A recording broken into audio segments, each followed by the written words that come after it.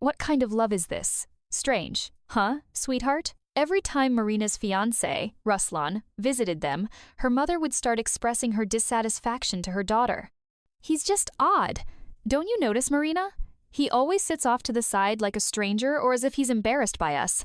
Keeps looking around weirdly like he's either examining something or looking for something. Didn't touch the food again. Is he squeamish or something? Then let him not come at all if that's the case. Or maybe my cooking's not good enough? Everyone else likes it, but he doesn't. I just don't get this kind of relationship, honey. Her mother was getting worked up. Mom, please stop. Marina tried to defend her boyfriend's admittedly strange behavior. Do you even like this yourself, Marina? It's not just us he's insulting with this attitude, it's you too. You still live here with us, eat at the same table. So if something about us bothers Ruslan, it's a dig at you too. Just think you marry him, and you'll end up ashamed of yourself. That's not right. If you love someone, it should be despite everything, including their flaws. Not this nonsense, with him rolling his eyes at me.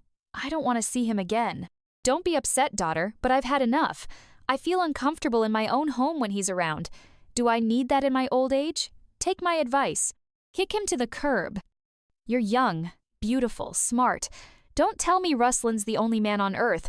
What do you even see in him? He's not tall, not particularly handsome, and on top of that, he acts like this. Ugh. Marina's mother, Lydia Petrovna, ended her speech and went to clear the table after dinner. Marina had noticed Ruslan's odd behavior for a while. In fact, she noticed it often. She was the eldest daughter in a large family. Her brother and sister were very close to her. When Ruslan appeared, he didn't sit well with any of her relatives. He's weird, Marina. Cold, suspicious, not even alive like a robot, said her sister Masha after the first meeting. And he came empty-handed. Is that stinginess or just bad manners? What do you think, sis? Masha squinted playfully, but Marina didn't feel like laughing. She was in love deeply. It was her first serious adult relationship. Sure, she had dated before, but compared to Ruslan, it all felt like childish flings. Marina had always struggled with insecurities that clung to her since childhood. She couldn't quite feel confident, beautiful, or successful even though she was all those things. So when an adult man from a seemingly respectable family paid her attention, it felt like a gift from heaven. She didn't want to hear any criticism of him. But deep down, she knew something was off. What scared her most was his stinginess. From the very first date, Ruslan made it clear he wasn't planning to spend money on her. Want to go to the movies, Marina? Sure. I already bought the tickets. Could you transfer your half to me, okay? He asked nonchalantly. Okay, she mumbled. She should have said something back then. She was raised to believe a man provides, especially if he's the one who initiates the date. But she stayed silent, and that was her mistake. Realizing Marina would tolerate it, Ruslan kept acting in a way that made her constantly owe him something. One day, when she finally had enough, he'd be shocked, but it would be too late. Hang on, I'm gonna grab a coffee. There's a great little place nearby, Marina told him during a walk. Sure, I'll wait. But do you go there often? How do you know the coffee's so good? Must spend a lot just on coffee, huh? Why not drink it at home? It's cheaper. Marina just smiled and walked off for her favorite drink. When she came back, what? Nothing for me? Didn't you say the coffee here's amazing? I'd have liked to try it just once. She was thrown off. This wasn't what she imagined a first date would be like, but she kept telling herself this was normal and that Ruslan was still a good guy. You're not planning to buy popcorn, are you? Prices at the cinema are insane. No one can afford that stuff. Even the drinks are overpriced. If you want something, buy it at the grocery store downstairs. I'll wait here, he said smugly. No, I don't want anything. Lost my appetite, Marina muttered. Good, let's watch the movie, it's starting soon. She couldn't remember what the film was about. All she remembered were his words. Something just felt wrong. Back at his place, Ruslan's mom was waiting. So, how was Marina? Did you like her? I hope you didn't spend much, no point wasting money if it's a one-time thing. He lived with his mother and grandmother, both of whom worshipped him. They wanted someone to take care of him when they became old and frail. Truthfully, these two had raised him to be a miser. They themselves were extremely frugal and taught him the same, especially toward women, spending money on some girl who might not even stick around, was the height of foolishness in their view. "Where does she work? Good salary?" his mother pressed. "We don't need freeloaders." "I don't know where she works, Mom. First time I met her. We barely talked." "Well, that was a mistake. You have to sort out priorities right away. What if she's totally wrong for you? You're not poor, you live in a big 4-room apartment, even if it's with us. And your factory job pays okay. Combine it with our pensions, we're doing just fine." Ruslan swelled with pride. It was amazing how 2 elderly women could inflate a 30-year-old man's ego. He truly believed he was a prize with his apartment and prospects. Strangely enough, Marina agreed to a second date. "You shouldn't waste time, son. Find out all about her. Who she is, what she does, what she owns. No surprises later," his mom advised. "Fine, Mom," he mumbled. The second date went better, they just walked in the park. The only entertainment was some kiddie rides and overpriced ice cream, which Marina didn't care for. Even if she had, she likely wouldn't have gotten any. Total ripoff. They buy cheap Eskimo bars and resell them here for a fortune. "I'd never buy from these vendors," Ruslan declared. That was just how he was. Raised by penny pinchers, his whole goal was to spend as little as possible and ideally get things for free. "How do you get to work? Do you have a license? A car?" he asked out of nowhere. "No, I walk, it's nearby. Or I use a taxi if I need to go farther." "A taxi?" he exclaimed, horrified. "That's crazy expensive. You must be a real spender." "I work, live with my parents, and spend my own money. Can't I treat myself to a taxi ride? Do you drive?" "Number, I take public transport. Much more economical," he said proudly. "That's so inconvenient, long, cramped, stuffy. Ew."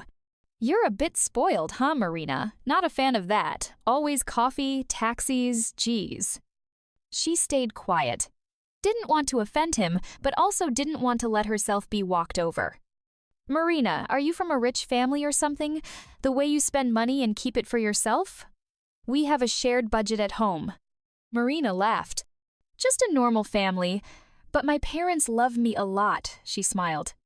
"Hey, can I visit sometime? Meet your parents? See how you live?" She was surprised at first, but agreed she liked him, despite his odd views. "Mom, Dad Ruslan's coming over tomorrow to meet you. We've been seeing each other for about a month. I hope you're okay with that?" "Of course, sweetheart. I'd rather know who you're spending time with. Let him come. We're not short on tea." The next day, her mom made her signature pie and set the table. "Good evening." Ruslan greeted cheerfully, then froze at the doorway. This wasn't what he expected. The apartment was modest. The decor was outdated, the rooms small, the furniture simple, and there were a lot of kids. It was a big family, a cramped 3-bedroom. No way would this work, he thought. He couldn't handle the disappointment. He just wanted to get home and tell his mother and grandmother everything. Everything he thought about Marina turned out to be an illusion. She looked self-sufficient, but actually lived with her whole family in tight quarters. She didn't even have her own room. Unlike him, his mother gave him his own. He sulked all evening, didn't eat. Everything felt poor, dull, tasteless. He kept looking around, trying to spot anything of value. Marina still intrigued him, but how could he marry someone with nothing? His mother would never approve. Back home. "Ruslanchik, finally! Tell us, how was it? Does she and her family suit us?" his mom chirped. "They live very modestly, Mom. Too modest, nothing special. Plus, she has siblings. Doubt she'll have much of a dowry," he said glumly. "But I like her."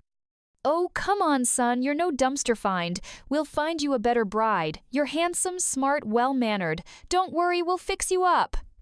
Ruslan was 30, slightly balding with a bit of a belly. His mother dressed him so he looked stuck in the early 2000s. Marina, young, lively, cheerful, could have brought some life into him. But he was too much of a mama's boy. She wouldn't win that fight. A week later, Ruslan got news that stirred something in him. "Hi, Ruslan.